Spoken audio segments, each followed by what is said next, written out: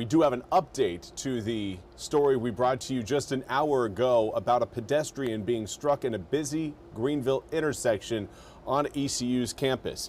Again, is video of the scene. We have learned that the pedestrian who was struck is an ECU employee. Now, it was a woman who was struck around 12:15 p.m. today as she was crossing East 10th Street and College Hill Drive intersection.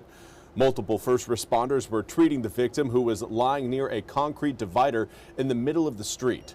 Police say she was struck by a pickup truck traveling west on East 10th Street. Now, there is a stoplight at the intersection with marked crosswalks. Westbound lanes of East 10th Street have since reopened to traffic. Mayor P.J. Conley is already renewing calls for a pedestrian bridge to be built at an intersection, posting on social media, quote, "Just had another person struck by a vehicle at 10th Street and College Hill. This only further emphasizes why we need a pedestrian bridge at this location.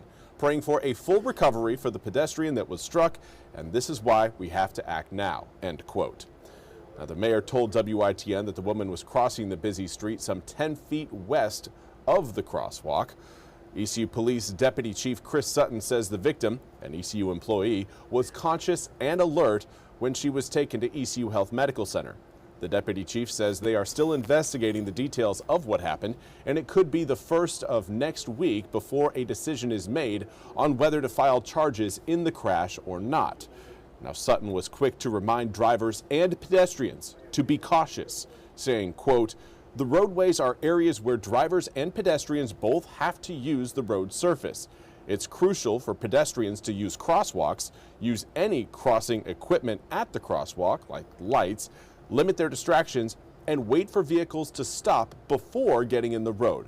Motorists have got to be alert, limit their distractions, watch for pedestrians, and they have to stop at crosswalks," end quote. Now, just over a month ago, an ECU student was hit at the same intersection when a westbound vehicle hit the victim in the crosswalk.